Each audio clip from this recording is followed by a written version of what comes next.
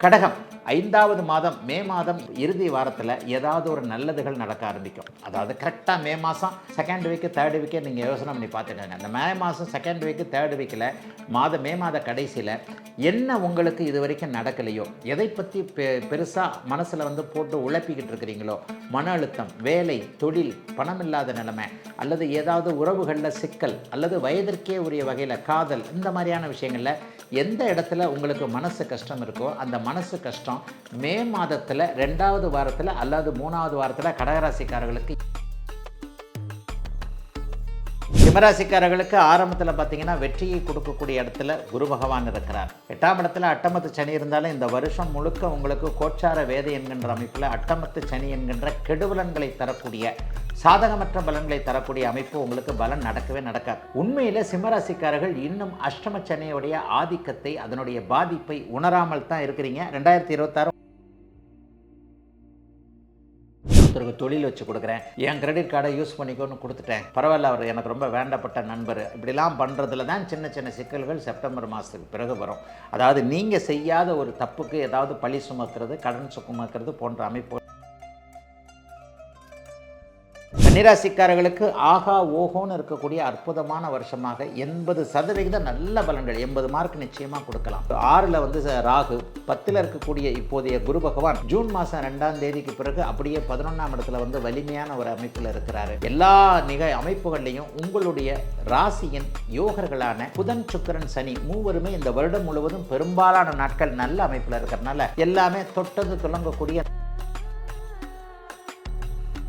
ஆண் பெண் உறவுகளில் கொஞ்சம் சிக்கல்கள் வரும். இந்த வருஷம் யாராவது காதல் போன்றவைகள் அறிமுகமானால் அடுத்த வருஷம் 2027 பிற்பகுதி 2028 கொஞ்சம் அந்த காதலால் இளைய பருவத்தினருக்கு மன அழுத்தம் வரக்கூடிய அமைப்புகள் இருக்குது. ஆக இந்த வருஷம்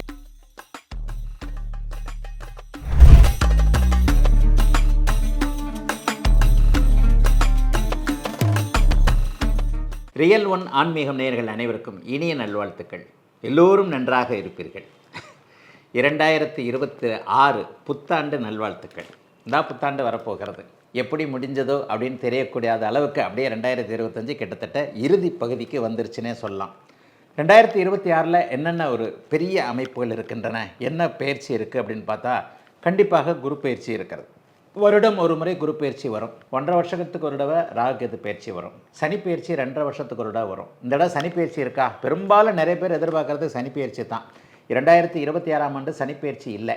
குரு பெயர்ச்சி ஜூன் மாதம் 2ஆம் தேதி நடக்கக்கூடிய இந்த குரு பெயர்ச்சி குரு பகவான் ஒரு உச்சம் என்கின்ற 12 வருடத்திற்கு ஒரு முறை மட்டுமே வரக்கூடிய பெரிய நிலைமையில் வருது. இந்த வருஷமும் அதிசார குரு பெயர்ச்சியில் அவர் கடகத்திற்கு முதல்ல மாறுவார், அப்புறம் சிம்மத்திற்கு மாறுவார், அப்புறம் கடகத்திற்கு மாறுவார். குரு ஒரு நிலைத்தன்மை இல்லாத ஒரு அமைப்பில் பெயர்ச்சி ஆனாலும் கூட நல்ல அருமையான ஒரு உச்ச பலத்தோடு இருக்கக்கூடிய தன்மைகள் இருக்குங்க. ராகுகேது பயிற்சி 2026 டிசம்பர் மாதம் ஃபஸ்ட் வீக்கில் தான் நடக்குது. ஆக ராகுகேது பயிற்சியை நம்ம கணக்கில் எடுத்துக்க முடியாது. வருட ஆரம்பத்தில் என்ன நடந்தால் தான் எஃபெக்ட் இருக்கும். அப்போ சனி பயிற்சி, ராகுகேது பயிற்சி இல்லாத ஒரு அமைப்பில் குரு பயிற்சி மட்டுமே சில நல்ல மாற்றங்களை கொடுக்கக்கூடிய தன்மைகள் இருக்கிறது. மற்றதெல்லாம் வருடாந்திர கிரகங்கள் தானே. அப்போ 12 ராசிகளுக்கு மேஷம் முதல் மீனம் வரையிலான 12 ராசிக்காரர்களுக்கு 2026 எப்படி இருக்கும் அப்படிங்கிறத இப்போ பார்த்துடலாம். கடகராசிக்காரர்களுக்கு பிரச்சனைகள் எல்லாம் தீர்ந்துருச்சுன்றது தான் உண்மை. பெரிய அளவில் இனிமேல் சோதனைகள் கண்டிப்பாக இருக்காது. வருடத்தின் ஆரம்பத்தில் கொஞ்சம் விரயங்கள், செலவுகள் இருந்தாலும் கூட வருடத்தின் நடுப்பகுதி ஜூன் மாதம் ஆரம்பத்தில் 2ஆம் தேதி நடக்கக்கூடிய குரு பயிற்சியின் மூலமாக உங்களுடைய ராசிக்கே குரு பகவான் வருகிறார். இந்த வருஷம் கடைசியில் தான் ராகுகேது பயிற்சி நடக்குது. டிசம்பர் மாதம் ஃபஸ்ட்டு வீக்கு அந்த ராகுகேது பயிற்சியின் மூலமாக இப்போது 8ல் இருக்கக்கூடிய ராகு கூட டக்குன்னு 7ஆம் இடத்திற்கு கீழே இறங்கி அதுவும் ஒரு நல்ல அமைப்பு தான். கடந்த காலங்களில் அட்டமத்து சனி நடக்கும்போது இருந்த பெரிய மன கஷ்டங்கள் இப்போது கண்டிப்பாக கடகராசிக்காரர்களுக்கு கிடையாதுங்க. எதை பற்றியும் பெரிய அளவில் மனசில் அழட்டிக்காமல் இருப்பீங்க. ஒரு தைரியம், புத்துணர்ச்சி கண்டிப்பாக இப்போது வந்திருக்கும்.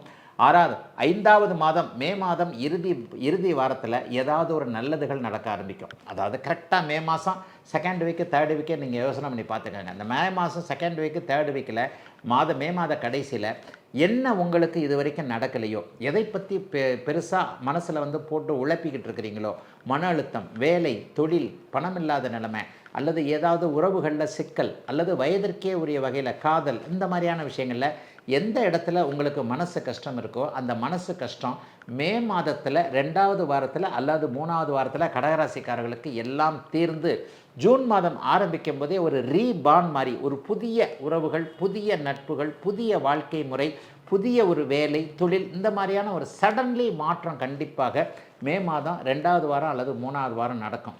அதிலிருந்தே அப்படியே படிப்படியான முன்னேற்றங்கள் கண்டிப்பாக வரும். வருஷத்தின் ஆரம்பத்தை விட வருஷத்தின் 2வது பகுதி மிகச்சிறப்பாக இருக்கக்கூடிய தன்மைகள். ஏன்னா குரு பகவான் ஜென்மத்தில் ராசியில் வர்றாரு, அப்புறம் 2ஆம் இடத்திற்கும் வந்து விடுகிறார். ஆக எதையும் சமாளிக்க முடியும் என்கின்ற தைரியம் இருக்கக்கூடிய அமைப்பு இப்போது கடகராசிக்காரர்களுக்கு உண்டுங்க. பெண்களுக்கு, சகோதரிகளுக்கு இது வரைக்கும் கணவர் குழந்தைகளின் மேலில் இருந்து வந்த ஒரு கடுமையான ஒரு இது பிள்ளைங்க இப்படி தான் எப்போ பார்த்தாலும் ஃபோனை பார்த்துக்கிட்டே இருக்குது, இவர் வேறு நம்ம சொல்கிறத கேட்கவே மாட்டேன்றாரு, குடும்பம்னா என்னன்றது இவங்க யாருக்குமே தெரிய மாட்டேங்குது என்கின்ற மாதிரியாக ஒரு பொறுப்புள்ள குடும்ப தலைவியாக இருக்கக்கூடிய ரிஷபராசிக்கார சகோதரிகள் அனைவருக்குமே கணவர் குழந்தைகளால் இதுவரைக்கும் இருந்து வந்த மன கஷ்டங்கள் விலகக்கூடிய தன்மைகள் இருக்குது. வாழ்க்கையே போச்சுன்ற அளவுக்கு ஒரு மாதிரியான ஃபீலிங்கில் இருந்த அத்தனை பேருக்கும் வாழ்க்கையெல்லாம் எங்கேயும் போயிடல, உங்கள் கையில் தான் இருக்குது, நீங்கள் நல்ல விதமாக எல்லாத்தையும் செய்வீங்க அப்படின்ற ஒரு நம்பிக்கையை கொடுக்கக்கூடிய அமைப்பு 2026ஆம் ஆண்டு கடகராசிக்காரர்கள், குறிப்பாக ஆயில்யம் நட்சத்திரத்தில் பிறந்தவங்க எல்லாருக்குமே கண்டிப்பாக உண்டு. போன ஒரு 3 மாதத்துக்கு முன்னாடியே பூச நட்சத்திரத்தில் பிறந்தவங்களுக்கு லேசாக சில இதெல்லாம் வந்துருச்சு. ஆயில்ய நட்சத்திரக்காரர்கள் உற்சாகம் அடையக்கூடிய, பூச நட்சத்திரக்காரர்கள் வளம் அடையக்கூடிய நல்ல வருஷங்க 2026 இந்த பிறக்கப் போகின்ற ஆங்கில புத்தாண்டு. சிம்மராசிக்காரர்களுக்கு ஆரம்பத்தில் பார்த்திங்கன்னா வெற்றியை கொடுக்கக்கூடிய இடத்துல குரு பகவான் இருக்கிறார். 8ஆம் இடத்துல அட்டமத்து சனி இருந்தாலும் இந்த வருஷம் முழுக்க உங்களுக்கு கோச்சார வேதை என்கின்ற அமைப்பில் அட்டமத்து சனி என்கின்ற கெடுபலன்களை தரக்கூடிய, சாதகமற்ற பலன்களை தரக்கூடிய அமைப்பு உங்களுக்கு பலன் நடக்கவே நடக்காது. உண்மையில் சிம்மராசிக்காரர்கள் இன்னும் அஷ்டம சனியுடைய ஆதிக்கத்தை, அதனுடைய பாதிப்பை உணராமல் தான் இருக்கிறீங்க. 2026 உணர மாட்டீங்க. நம்ம ஞானிகள் பெரிய அளவில் சொல்லிட்டு போன சில கணக்குகள்லாம் பார்த்தா அப்படியே நம்ம தலையை சுத்தம். 8ஆம் இடத்து சனி எப்போவுமே கெடுதலை பண்ணும். ஆனால் 8க்கு 7ல் ஒரு கிரகம் இருந்தால் அந்த நேரத்தில் அது கெடுதல்களை பண்ணாது. பாருங்கள், உங்களுக்கு 8க்கு 7ல் இப்போ ராகு இருக்குது. இந்த ராகு இந்த வருஷம் முழுக்க இருக்குது. ஆக இந்த வருஷமும் எந்த சோதனைகளும் கண்டிப்பாக இருக்காது. வெற்றியை கொடுக்கக்கூடிய வருடமாக இந்த வருடம் இருக்குது. ஜூன் மாதம் 2ஆம் தேதி வரைக்குமே உங்களுக்கு 11ஆம் இடத்துல குரு பகவான் இருக்கிறார். அதுக்கப்புறம் தான் 12ஆம் இடத்திற்கு வருகிறார். அப்போ 12ஆம் இடத்திற்கு வரும்போது கூட சுபமங்கல நிகழ்ச்சிகளைத்தான், சுபமங்கல விஷயங்களைத்தான் செய்வார். வருடத்தின் முதல் 6 மாதங்கள் வெற்றியை கொடுக்கக்கூடிய குரு பகவான் பிற்பகுதி 6 மாதங்கள் என்ன பண்ணுறாரு, செலவுகளை கொடுக்கக்கூடிய விஷயத்தில் வர்றார். செலவு செஞ்சால் தானங்க வீடு கட்ட முடியும், செலவு செஞ்சால் தானே வண்டி வாங்க முடியும், செலவு செஞ்சு தான் வீட்டுக்கு ஒரு பொருள் வாங்க முடியும். ஆக செலவு செய்தாலும் நல்ல செலவுகள். சனி அசுப செலவுகளை கொடுத்தார் என்றால் குரு சுப செலவுகளை கொடுப்பார். ஆக ஜூன் மாதம் 2ஆம் தேதிக்கு பிறகு வீட்டில் அவங்களுக்கு இதை பண்ணணும், இவங்களுக்கு அதை பண்ணணும், பையனுக்கு வேலை வாங்கி கொடுக்கணும், அதுக்கு கொஞ்சம் செலவாகிப்போச்சு, பையனுக்கு தொழில் வச்சு கொடுக்கணும், அதுக்கு கொஞ்சம் செலவு, பொண்ணுக்கு கல்யாணம் பண்ணுறேன், சூப்பராக கல்யாணம் பண்ண வேண்டிய முடியுது, அதுக்கேற்ற மாதிரி வருமானங்கள் இருக்குது. கொஞ்சம் காசு பணம் செலவானாலும் கூட நல்ல விதமாக செலவாகக்கூடிய தன்மைகள் அப்படியே சிம்மராசிக்காரர்கள் எல்லாருக்குமே அமைஞ்சிருக்குதுங்க. ஜூன் மாதம் 2ஆம் தேதிக்கு பிறகு 60 வயது கடந்த சிலருக்கு ஆரோக்கியம் லேசாக கெடுற மாதிரி தெரிஞ்சாலும் கூட டக்குன்னு அப்படியே செப்டம்பர் மாதத்தெல்லாம் ஒரு 3 மாதத்தெல்லாம் மறுபடியும் ஹெல்த் இஷ்யூஸ் அப்படியே எல்லாம் விலகி நல்ல ஆரோக்கியமாக கண்டிப்பாக இருப்பீங்க. கடன் நோய் போன்ற தொந்தரவுகள் பெரிய அளவில் சிம்மராசிக்காரர்களுக்கு இந்த வருஷம் இருக்காது. ஆனால் அடுத்த வருஷம் கோச்சார வேதையை விலகிறதுனால அட்டமத்து சனி சில பலன்களை செய்யத்தான் செய்வார். ஆனால் இது 2026 பலன் தான். 2026 பலன்களில் 2027 பற்றி நம்ம கவலைப்பட வேண்டாம். 2026 பெரிய சோதனைகள் கண்டிப்பாக சிம்மராசிக்காரர்களுக்கு இருக்காது. வருட ஆரம்பத்திலே ஒரு 5 மாதம் நல்ல விதமான 6 மாதத்திற்கு நல்ல விதமான பலன்கள் கண்டிப்பாக நடக்கும். ஆக எதை பற்றியும் கவலைப்பட தேவையில்லை. மிக முக்கியமாக ஏதாவது ஒன்று கணவன் மனைவி உறவில் கொஞ்சம் அப்படியே பிரச்சனைகள் வரும். மனைவியை பற்றி கணவன் கவலைப்படுவது, கணவனை பற்றி மனைவி கவலைப்படுவது போன்ற அமைப்புகள் 7ல் இருக்கக்கூடிய ராகுவால் நடக்கும். நண்பர்கள் ஏதாவது ஒரு செலவு வைப்பாங்க. யாருக்கும் ஜாமீன் கையெழுத்து போடுறேன், அது போடுறேன், இது போடுறேன், ஒருத்தருக்கு தொழில் வச்சு கொடுக்குறேன், என் கிரெடிட் கார்டை யூஸ் பண்ணிக்கோன்னு கொடுத்துட்டேன், பரவாயில்ல அவர் எனக்கு ரொம்ப வேண்டப்பட்ட நண்பர், இப்படிலாம் பண்ணுறதுல தான் சின்ன சின்ன சிக்கல்கள் செப்டம்பர் மாதத்துக்கு பிறகு வரும். அதாவது நீங்கள் செய்யாத ஒரு தப்புக்கு ஏதாவது பழி சுமக்கிறது, கடன் சுமக்கிறது போன்ற அமைப்புகள் வரும். அதை மட்டும் கொஞ்சம் கவனமாக தவிர்த்துட்டிங்கன்னா உண்மையிலேயே 2026 சிம்மராசிக்காரர்களுக்கு நல்ல வருஷங்க. கன்னிராசிக்காரர்களுக்கு ஆகா ஓஹோன்னு இருக்கக்கூடிய அற்புதமான வருஷமாக 80% நல்ல பலன்கள், 80 மார்க் நிச்சயமாக கொடுக்கலாம். 6ல் வந்து ராகு, 10ல் இருக்கக்கூடிய இப்போதைய குரு பகவான் ஜூன் மாதம் 2ஆம் தேதிக்கு பிறகு அப்படியே 11ஆம் இடத்துல வந்து வலிமையான ஒரு அமைப்பில் இருக்கிறாரு.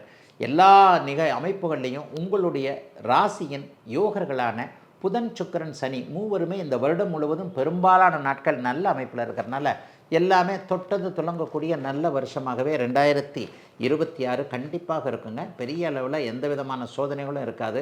என்ன சோதனைகள்னு சொன்னால், ஆண் பெண் உறவுகளில் கொஞ்சம் சிக்கல்கள் வரும். இந்த வருஷம் யாராவது காதல் கிதல் போன்றவைகள் அறிமுகமானால் அடுத்த வருஷம் 2027 பிற்பகுதி 2028 கொஞ்சம் அந்த காதலால் இளைய பருவத்தினருக்கு மன அழுத்தம் வரக்கூடிய அமைப்புகள் இருக்குது. ஆக இந்த வருஷம் யார் ஃப்ரெண்ட்ஷிப் ஆகிறாங்கன்றதை கண்டிப்பாக பார்த்துக்குங்க. இந்த வருஷத்துக்கு பலன் சொன்னால் அடுத்த வருஷத்துக்கு பலன் சொல்கிறீங்களேன்னு கேட்டால் உண்மை அதுதான். ஜோதிடத்தில் அடுத்தடுத்து என்ன நடக்கும்ன்றத முறைப்படி என்ன நடக்கும் அப்படிங்கிறத ஒரு சுட்டி காட்ட வேண்டியது ஒரு ஜோதிடனுடைய கடமை இல்லையா? 7ஆம் இடத்தில் இருக்கக்கூடிய சனி இப்பொழுது ஜூன் மாதத்திற்கு பிறகு தான் சுபத்துவத்தை அடைவார். முதல் 6 மாதங்களுக்குள்ள நண்பர்களுக்குள்ளே ஏதாவது ஒரு மன வருத்தங்கள், பார்ட்னர்ஷிப் தொழில்களில் நான் தான் உழைச்சிக்கிட்டு இருக்கிறேன், மற்றவங்கெல்லாம் சைலண்ட்டாக இருக்கிறாங்க, ஆனால் கஷ்டப்படுறது நான் எடுத்துகிட்டு போகிறது, பங்கை பிரிச்சுக்கிட்டு லாபத்தை கொண்டு போகிறது அவங்கன்ற மாதிரியான சில பல அமைப்புகளில் உங்களுக்கு கொஞ்சம் மன வருத்தங்கள் வரும். அதை மட்டும் கொஞ்சம் கண்ட்ரோலாக இருந்துக்கிட்டு குடும்பத்தில் கூட கணவன் மனைவி ஒன்று சேர்ந்து பேசுகிற மாதிரி நண்பர்கள் ஒன்று சேர்ந்து பேசி உனக்கென்ன குறை எனக்கென்ன குறை அப்படிங்கிறத தீர்த்துக்கிட்டால் பெரிய அளவில் சோதனைகள் இருக்காது. ஆரோக்கிய கெடுதல்கள் அப்படியே பெருசாக இருக்கவே இருக்காது. ஏன்னா 6ல் ராகு இந்த வருஷம் முழுக்க இருக்கிறார். சின்ன சின்ன பிரச்சனைகள், தொந்தரவுகள், நோய்கள் வந்தாலும் கூட நல்ல மருத்துவம், நல்ல மருந்துகள் அப்படியே அடையாளம் காட்டப்பட்டு பெரிய நோய்களாக மாறாமல் இருக்கக்கூடிய சூழல் உண்டு.